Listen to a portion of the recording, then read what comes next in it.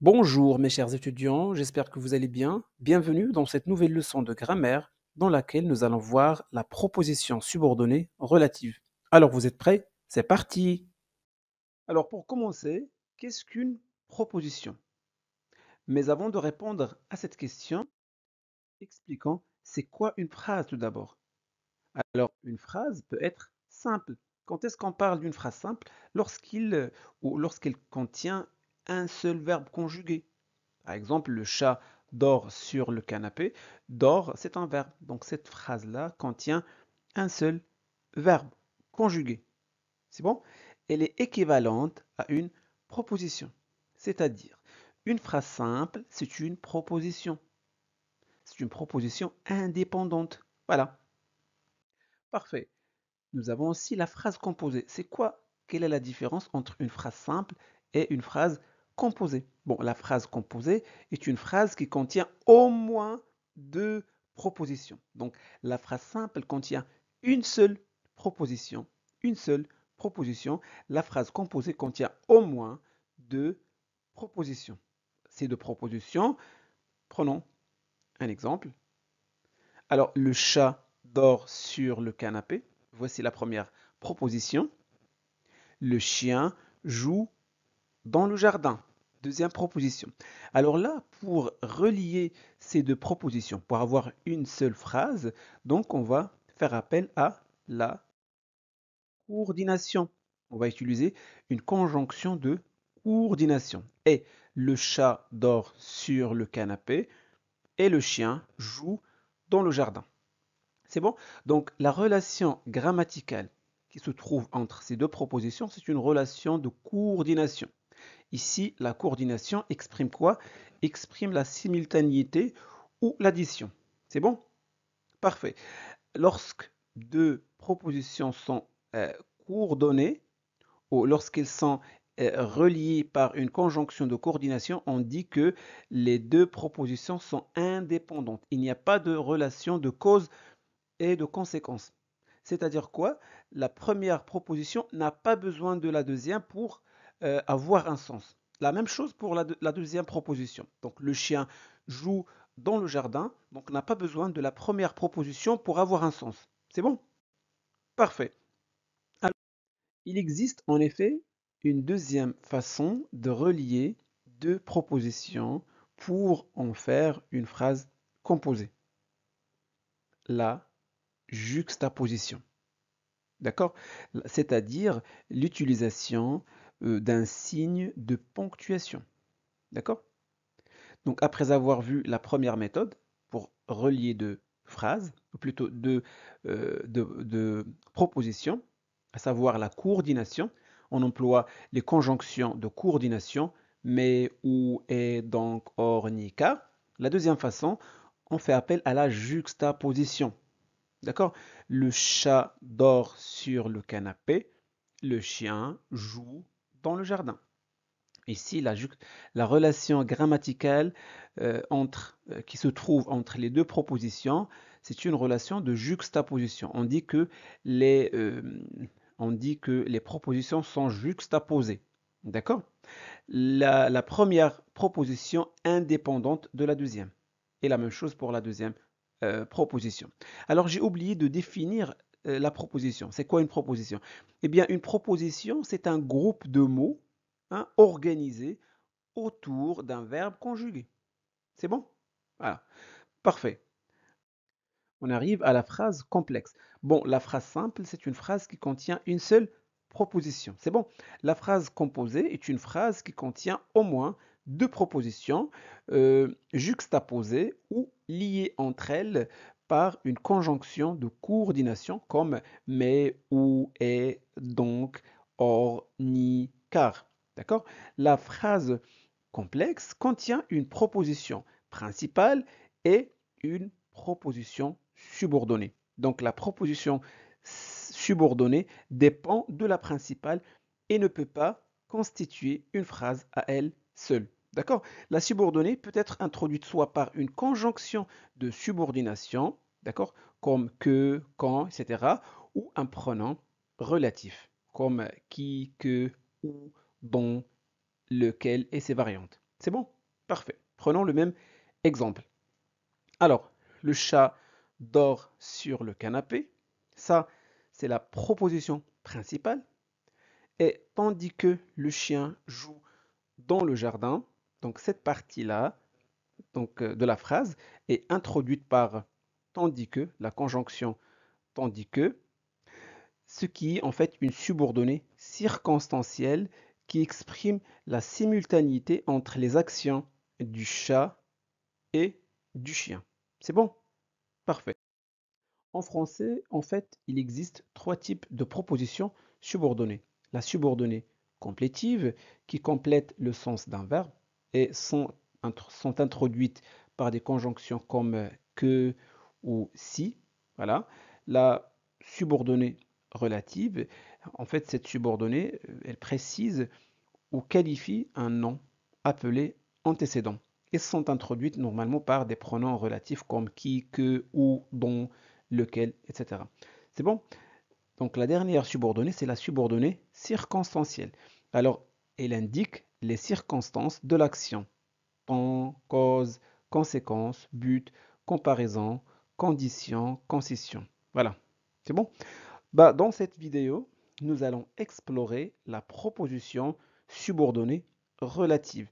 Les autres types de propositions seront traités dans de prochaines vidéos. C'est bon? Parfait. Alors, qu'est-ce qu'une proposition subordonnée relative? Bon, une proposition subordonnée relative est une proposition qui dépend d'une proposition principale et qui est introduite par un pronom relatif. D'accord? Bon, les pronoms relatifs sont qui, que, où, dont. Alors ça, ce sont les pronoms relatifs simples, lequel et ses variantes. Laquelle, lesquels, avec laquelle. euh, d'accord? Parfait. Bon, si vous n'êtes pas à l'aise avec les pronoms relatifs, je vous recommande d'aller regarder mes deux vidéos sur les pronoms relatifs simples et composés. Bon, je vous laisserai le lien dans la description. Prenons ces deux exemples. Le livre dont tu m'as parlé est intéressant. Le livre que j'ai acheté est intéressant. Donc, voici la proposition subordonnée relative de la première phrase dont tu m'as parlé. Et voici la deuxième proposition subordonnée relative ou la proposition subordonnée relative de la deuxième phrase que j'ai acheté. Mais nous avons déjà vu qu'il existe trois types de propositions subordonnées. Donc, comment savoir si c'est une proposition relative? Tout simplement, la subordonnée relative se place toujours après un nom. D'accord? Et ce nom, on l'appelle l'antécédent. Il commence toujours par un pronom relatif. Vous connaissez les pronoms relatifs qui, que, où, dont, lequel et ses variantes. C'est bon? Parfait. Ce pronom-là remplace en fait un nom qu'on a effacé et qui ressemble à ce nom. Par exemple, ici dans cette phrase, au départ, on a eu deux propositions. Le livre est intéressant. Tu m'as parlé de ce livre.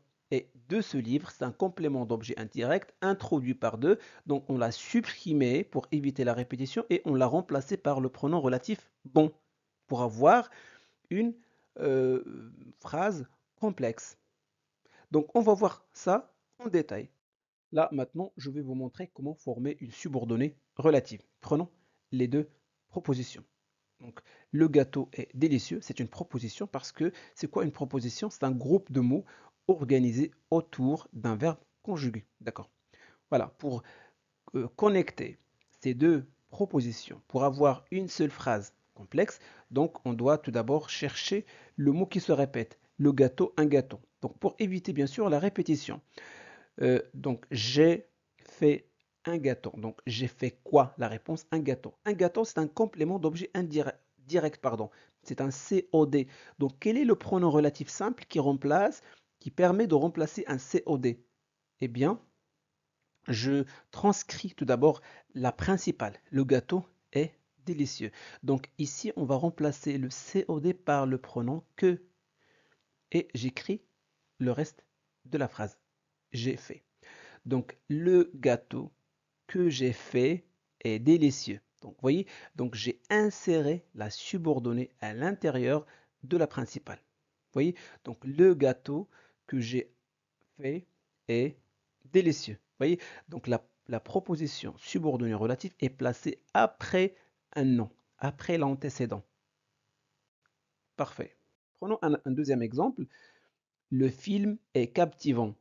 Nous avons regardé un film. Voici la première proposition. La deuxième proposition. Donc, on va supprimer le mot film pour éviter la répétition. Donc, un film, d'accord? Donc, le film est captivant. Parfait. Nous avons regardé quoi? Quelle est sa fonction? Donc, on doit remplacer ce groupe nominal que nous avons effacé. Donc, nous avons regardé quoi? Un film. Donc, c'est un complément d'objet direct. On va le remplacer par que. D'accord? On va remplacer ce groupe nominal par que. Ce complément d'objet direct par le pronom relatif que. Parfait. Nous avons regardé. Donc, regardez, j'ai inséré la proposition relative 1 au milieu, à l'intérieur de la proposition indépendante ou principale. D'accord? Parfait. Le film que nous avons regardé est captivant. Donc, le pronom que ici permet de connecter les deux propositions, mais en même temps, il remplace un nom qui est le film ou un film pour éviter la répétition. Oui. Prenons un autre exemple. Première proposition, j'ai visité la ville. Deuxième proposition, j'ai grandi dans cette ville. D'accord? Pour connecter ces deux propositions, on doit tout d'abord repérer la fonction grammaticale de ce mot ou du mot qui se répète. Cette ville. Donc, j'ai grandi où? Dans cette ville, c'est un CCL, complément circonstanciel de lieu. Donc, on va le remplacer par le pronom relatif où. D'accord? Donc, voici la principale. J'ai visité la ville. D'accord? On va remplacer dans cette ville par le pronom où. Le pronom relatif simple où. Et voilà la subordonnée. Donc, vous voyez, la subordonnée est placée directement après un nom. Ce nom s'appelle l'antécédent. J'ai visité la ville où j'ai grandi. Donc, vous voyez, la subordonnée, en fait, en général, nous donne des informations complémentaires. C'est un complément du nom. Parfait. C'est la fille, je t'ai parlé de cette fille. Donc, on supprime de cette fille, c'est la fille. Donc, je t'ai parlé de qui?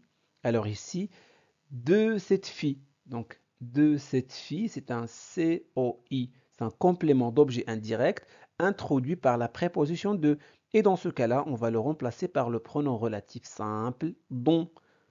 Donc, c'est la fille dont je t'ai parlé. C'est bon? Parfait. Donc, voici la subordonnée relative. Le chien est très intelligent. Le chien joue dans le jardin. Voilà, le chien, donc le mot qui se répète. D'accord? Pour connecter les deux propositions, on doit tout d'abord chercher à éviter la répétition. Donc on supprime le chien. Le chien dans cette phrase-là, quelle est sa fonction grammaticale en fait? C'est un sujet. Et le pronom relatif qui remplace un sujet, c'est le pronom qui. D'accord? Le chien qui joue dans le jardin est très intelligent. Donc voici la proposition principale. Le chien est très intelligent. Qui joue dans le jardin, c'est la subordonnée relative. Donc elle est placée où? Après l'antécédent. C'est bon? Donc la proposition subordonnée relative se place toujours après un nom. La voiture est rapide. La voiture roule vite. Donc le mot qui se répète dans la deuxième phrase, c'est la voiture, sa fonction grammaticale, qui roule vite. La réponse, la voiture.